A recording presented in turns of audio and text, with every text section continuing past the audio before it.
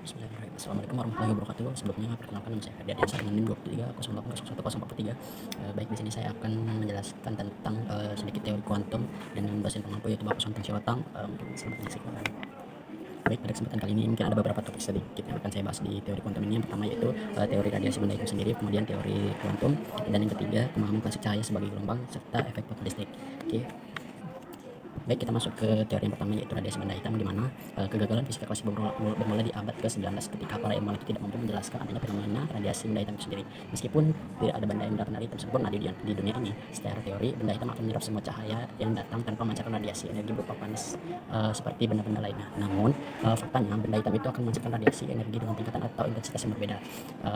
Dengan intensitas ini dapat diprediksikan bahwa kita dapat mengetahui temperatur menggunakan hukum Rayleigh-Jeans. Baik, hukum Rayleigh-Jeans ini sendiri ditemukan oleh Lord Lorentz dan Sir James Jeans, di mana dua ilmuwan ini berasal dari Inggris yang pada tahun 1900. Menurut hukum tersebut, semakin pendek suatu gelombang maka seperti sinar ultraviolet, maka intensitas radiasi energi semakin tinggi menuju tak hingga.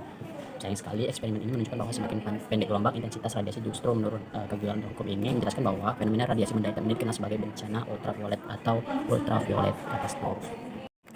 Baik, di sini kita masuk ke teori yang kedua yaitu sedikit teori tentang fisika kuantum atau teori kuantum, di mana pada tahun 1900 seorang fisikawan asal Jerman yaitu Max Planck muncul dengan gebrakan baru, yang mana pada awal tersebut Max Planck itu menjelaskan bahwasanya permasalahan bencana ultraviolet ini tidak mampu dijelaskan oleh ilmuwan lainnya.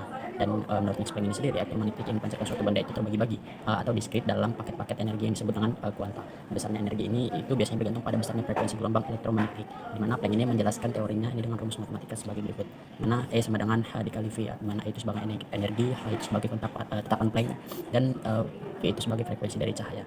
Teori Planck ini sendiri mampu menjelaskan bencana ultraviolet, yang mana hasil dari perhitungan ini sama dengan perhitungan Planck, sama dengan perhitungan eksperimen sebelumnya, yang mana mereka menunjukkan grafik pengamatan benda hitam dengan pola yang sama. Atas penemuannya ini, Max Planck mendapat penghargaan Nobel Fisika pada tahun 1918, di mana teori Planck ini kemudian diberikan sebagai teori kuantum yang mengawali peralihan fisika klasik menuju dengan fisika modern. Masuk kita ke teori yang ketiga, di mana Isaac Newton ini mengatakan bahwasannya cahaya itu terdiri dari partikel-partikel yang sangat kecil. Namun berbagai eksperimen ini membuktikan bahwa cahaya juga merupakan suatu gelombang, di mana salah satu eksperimen ini membuktikan bahwasanya cahaya sebagai gelombang adalah eksperimen celah ganda yang dilakukan oleh Thomas Young pada tahun 1801, mana Young ini menutup jendela di suatu ruangan gelap dan hanya membuka satu celah kecil yang menjadi sumber cahaya tunggal, di mana di depan cahaya tersebut diletakkan dua celah tipis yang berdekatan, dan cahaya dari celah ganda tersebut kemudian diamati melalui sebuah layar.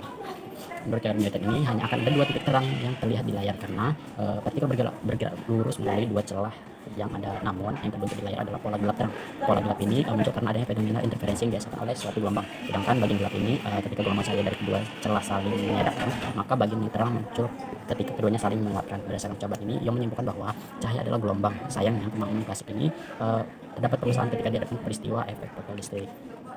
Baik, kita masuk ke bagian yang keempat yaitu mengenai teori efek fotolistrik, di mana efek fotolistrik ini pertama kali diamati oleh fisikawan Jerman yaitu Heinrich Hertz pada tahun 1887, di mana peristiwa ini berkaitan dengan suatu permukaan yang disinari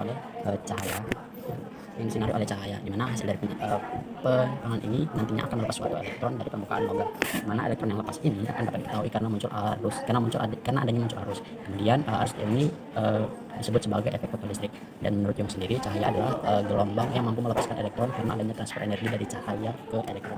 Energi elektron itu sendiri lepas dari permukaan logam ketika dia dipengaruhi oleh intensitas cahaya, yakni seberapa terang cahaya tersebut menyinari permukaan logam, maka terang cahaya itu semakin terang dan semakin besar energi elektronnya. Kemudian dari penjabaran tadi mungkin kita dapat menunjukkan bahwasanya cahaya itu bersifat dualisme, dia bisa berlaku sebagai gelombang, bisa juga berlaku sebagai partikel, di mana cahaya ini tidak dapat bersifat sebagai gelombang namun bersifat sebagai partikel pada suatu situasi tertentu. Mungkin itu saja yang dapat saya sampaikan, kurang lebih saya mohon maaf. Mungkin untuk harusnya Bapak bisa memberi saran. Terima kasih.